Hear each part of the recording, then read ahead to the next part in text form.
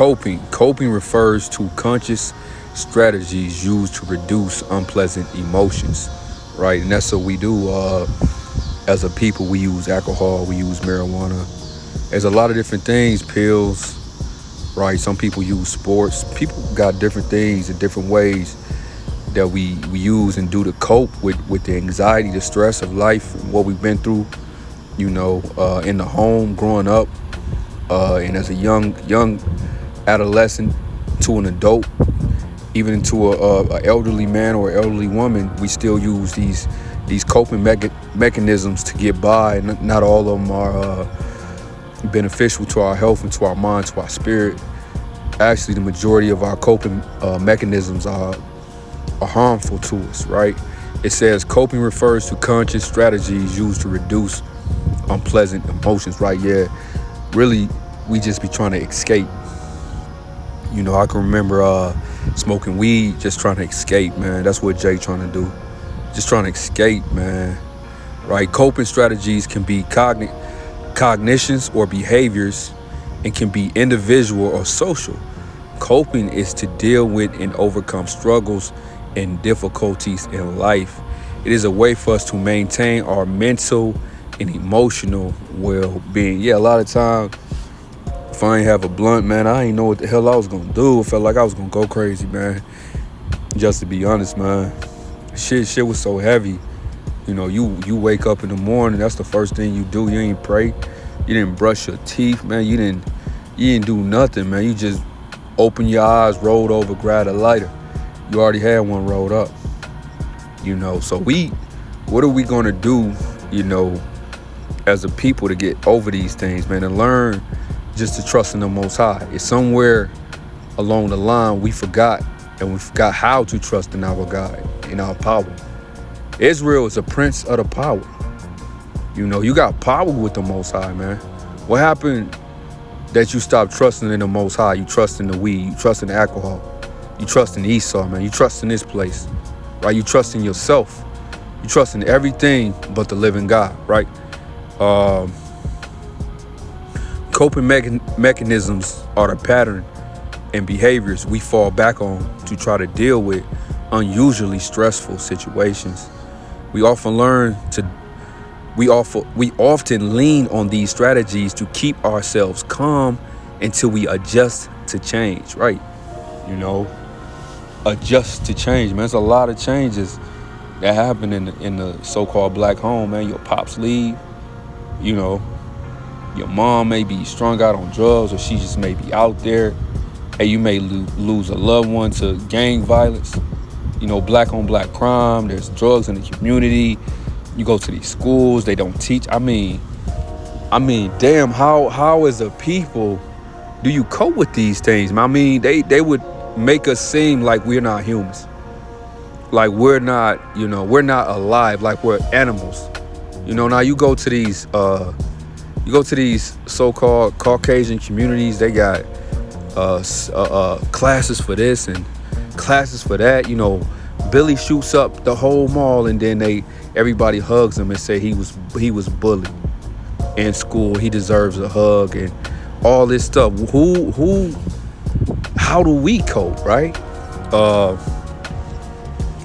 I'm gonna get a couple more definitions, right? This ain't gonna be long, it ain't gonna be long. Let me see. I'm gonna get this. This 1 Peter 5:6, verse 7. It says, humble yourselves, therefore, under Yahweh's mighty hand, that he may lift you up in due time. Right? And a lot of that is because you just tired of being on the bottom. A lot of that is because our people just don't see a way out, and they just giving up, man. You just drink yourself, man, to death. You smoke yourself to death because you don't see a way out. And I get that. Because for the blacks, Hispanics, and the Native Americans, it look hopeless, man. A lot of times our situation look hopeless. It says, humble yourselves, therefore, under Yahweh's mighty hand, that he may lift you up in due time. It's because our people, it's something in you that wants the best, because you deserve the best. You are the best, and the best was created for you. But the problem is that you got the worst. It says, cast all your anxiety on him because he cares for you, right? That anxiety that you got that's causing you to smoke weed because of depression and, all these other things you're dealing with. Our people deal with schizophrenia, all types of different emotions, man. Our people, they give you pills and all these things to try to cope with day-to-day life, right? But it don't work. Only thing is going to get you through is your trust in the Most High, man. And he allowed me to come into this thing and just quit weed cold turkey, man. I let it go, man. Like, I was trying to flee depression and anxiety, but every time I smoked weed, it just made me more depressed, gave me more anxiety. I'm trying to escape, what I'm going through and just life. And then you smoke weed and then you start hearing these loud ass voices. You trying to escape. I got all these damn voices in my head telling me about my problems. It just made it worse, man. I'm listening to my heartbeat. Hey, it's wild, right?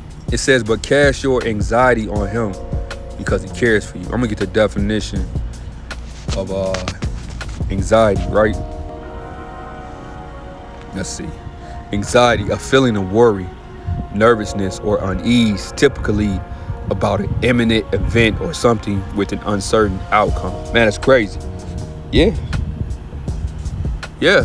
Nervousness or unease, typically about imminent, meaning that it's about to happen. And that's how Jake life is, man. You beefing with the niggas on the next block. That's imminent.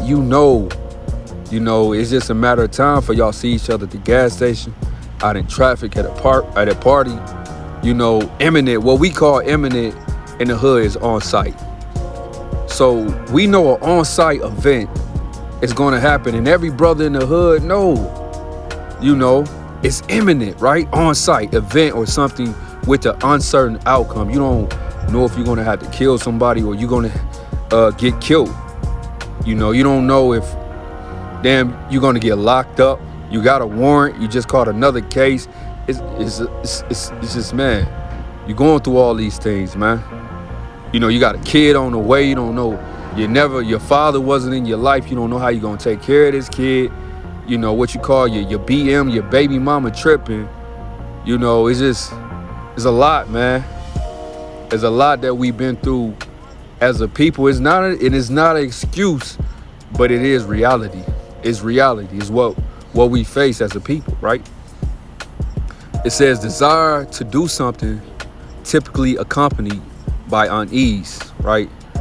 Psychiatry, a mental condition characterized by excessive apprehensiveness about real or perceived threats. Threats typically leading to avoidance behaviors and often to physical symptoms such as increased heart rate and muscle tension. Yeah, you just be damn wound up. Your muscles, man. You need to, Jake smoke weed to relax, but that's not what the Most High prescribed. I'm gonna get this precept, right? This is Wisdom of Solomon, chapter 16, verse 12. It says, no medicine, and weed is they prescribe that now for all types of things. Let me see. I'm gonna read this real quick. It says, no medicine or ointment cured them, and they even put weed in an ointment form. You can even, rub it on your body, man, and absorb it through your skin and get high. Or you can get the prescription weed in a bottle, right? How is this in the Bible, man? How is this in the Bible? No medicine or ointment cured them, but they were restored to health by your word, O Lord, the word which heals all humanity. So you was created fearfully and wonderfully. It's nothing in this world that can heal you. You was created, your body, your spirit, everything about you was created to respond to the Lord's words, man. This Bible, man, these words of truth is the only thing that's going to set you free. Only thing that's going to put you on the right path and put you back to that state that you was born. That's what you longing for.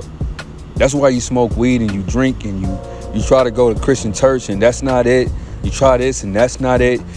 Life is just not adding up. It's something major missing. It's the word, man. That emptiness is these words. You was created by this, man. You're connected with these words, man. These words are what forms you. You're supposed to speak them, man. Wow, man. It says no medicine or ointment cured them. They were restored to health by your word. O Lord, the word which heals all humanity, right? So I'm going to get a couple more definitions and I'm going to end it, right? Depression. Depression, a group of conditions associated with the elevation or lowering of a person's mood, such as depression or bipolar disorder, right? And, you know, it says the elevation or lowering, you know, it's nothing stable in the life that we come from. You know, everything is up and down and uncertainties, and that's part of the curse. You know, it says you will have, let me get that. Your life will hang in a balance, right? Let me see if I can get that. You will have no assurance of your life, right? Let me see. I'll just get it. Salakius and the curses, and they try to say that we not under the curses, right? It's Deuteronomy. Bear with me. Let me find it real quick. It's one of the curses, man. And this proves that you know that we're the Israelites and we still are under the curses, right?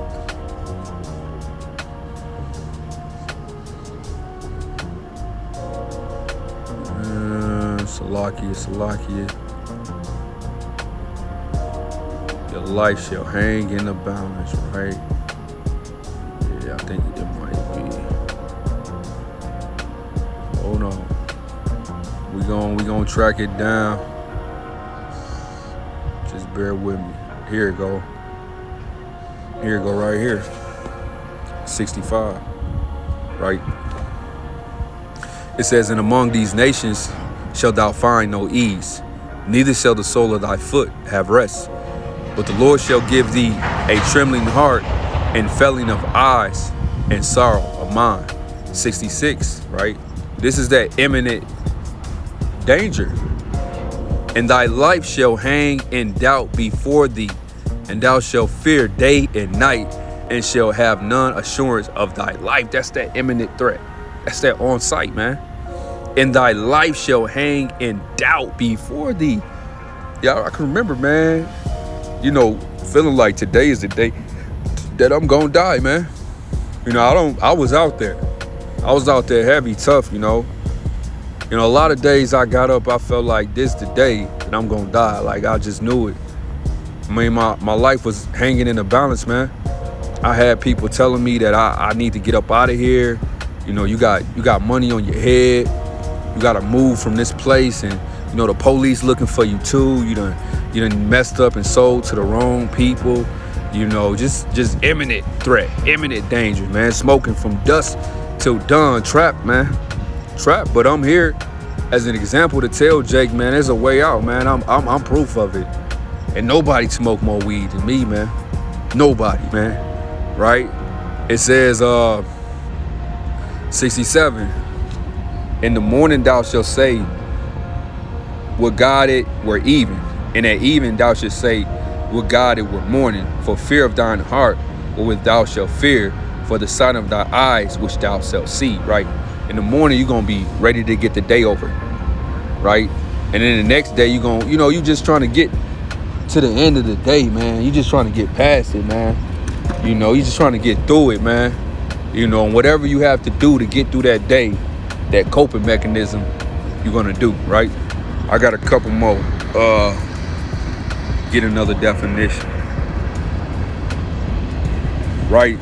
This is the definition of post-traumatic slave syndrome, right? So, you know, they give the soldiers when they go to war, they give them post-traumatic war, therapy and all these things. If you see somebody get murdered or a traumatic event, they give you They give you classes, they give you care.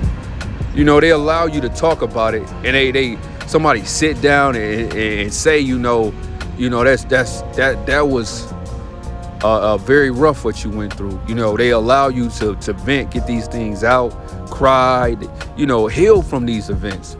But who allowed us to heal from the traumatic events of slavery? We haven't. We haven't healed from that, man. You know, I know brothers that still afraid to look white people in their eyes, man. You know, I know sisters that change the way they talk when white people come around. They kind of feel inferior, man. I see it. You know, you kind of watch body language, and these things still exist. Post-traumatic slave syndrome, the way we treat each other.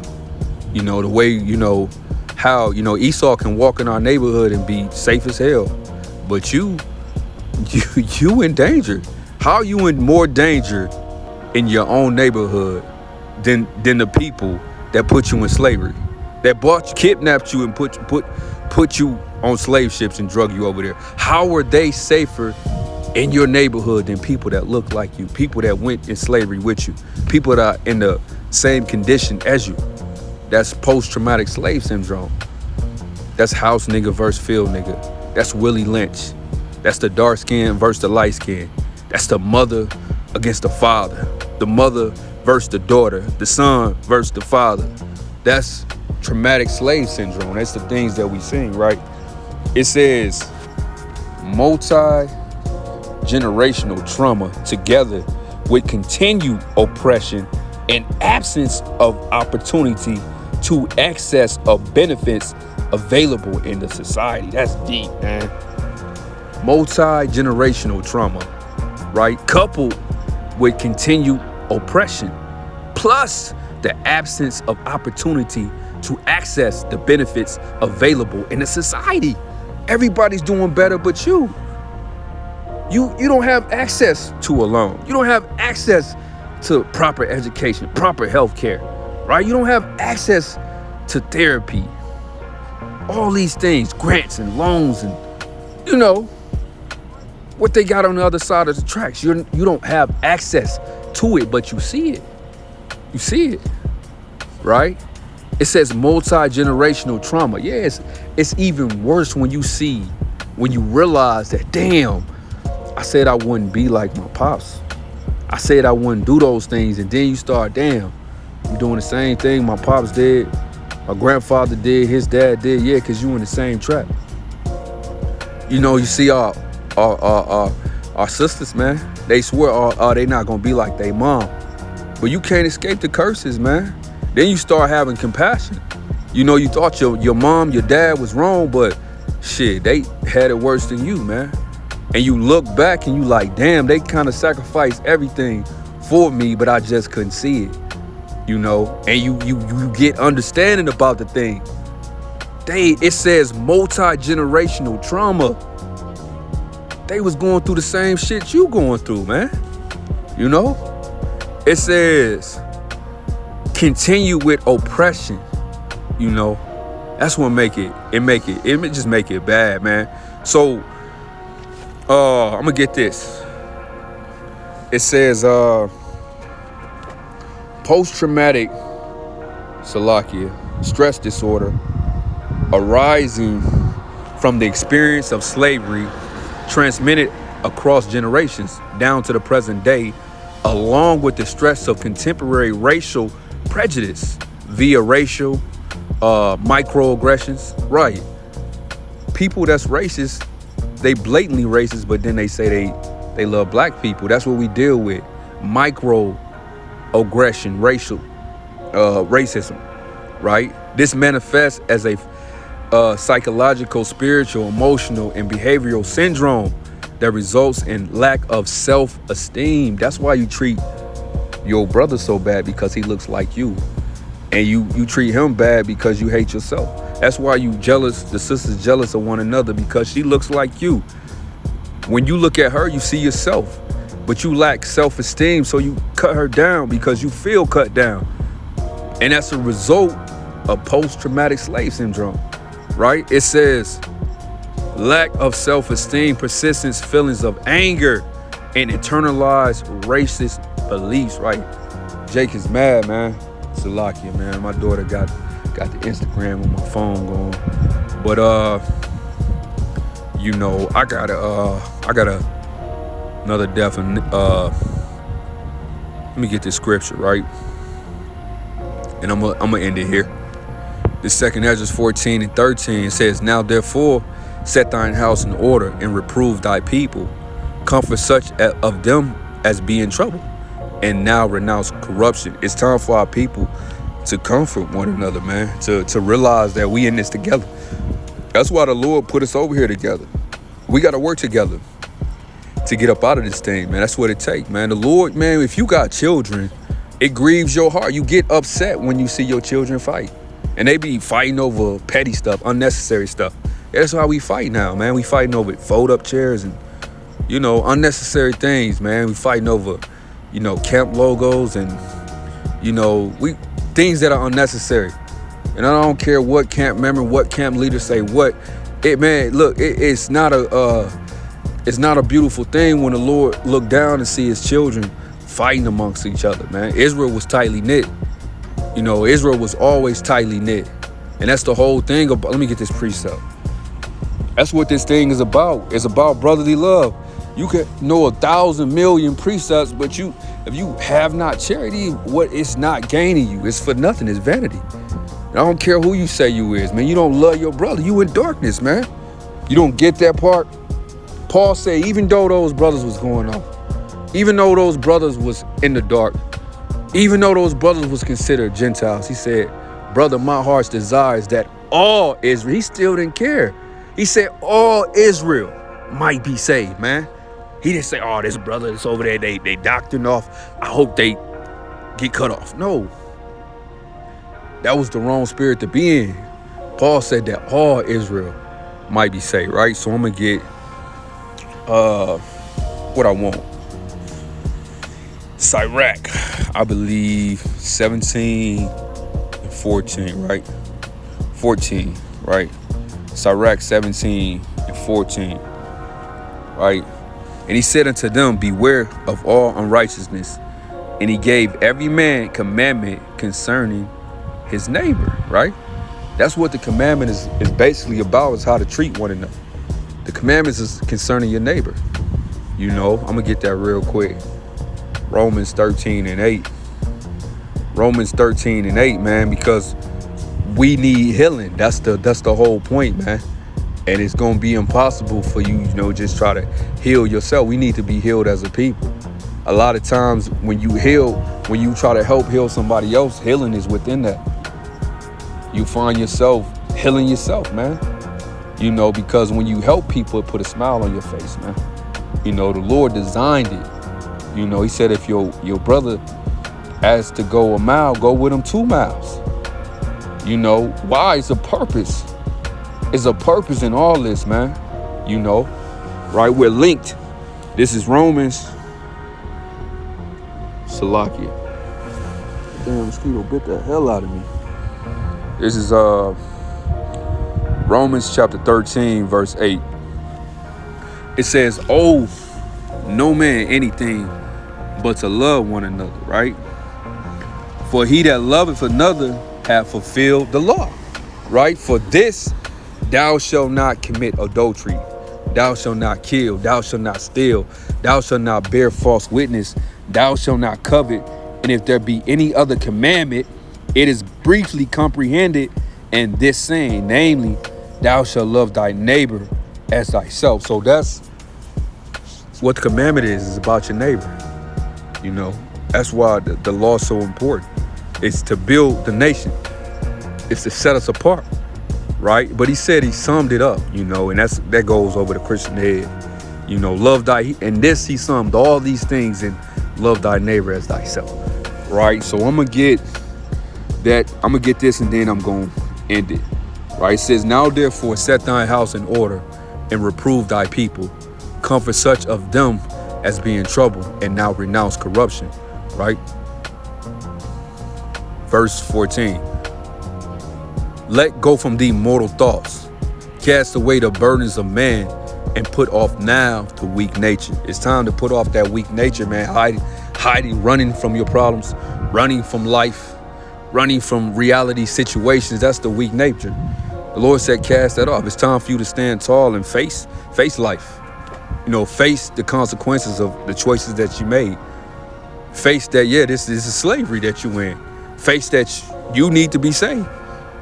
That this is not heaven, it's hell. You got to face that. Put off now the weak nature, right? Smoking weed is not going to fix anything. When you come down from that high, those problems will still be there. Put off that weak nature, man. Man up, right? Sister, take responsibility. Put that weed down. It's not helping you. It's taking all that money. Weed is expensive. It used to be, man, you could grab a $5 bag or something, $10 bag, not no more. It's stuff they selling, man. How can you afford it, right? Verse 15, and set aside the thoughts that are most heavy unto thee, that anxiety, depression, fear. You got to set that aside, and haste to flee from these times. How do you set that? You can only set that aside if you hasten to get out of this place. That means your mindset is different. Haste to flee from these times. That means you doing something to get up out of here, like pushing this truth. If you occupied in the spirit, doing things that benefit the nation, that's going to help better Israel to speed the process up. It says, let me get this, Matthew 24:14, right? Haste to flee from these times. Matthew 24 and verse 14, it says,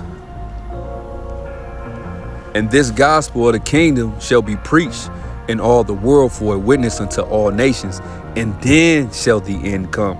So how do you haste to flee from these times? You have to preach this gospel, because when this gospel reached the four corners of the earth to all nations, right, then the end shall come, right?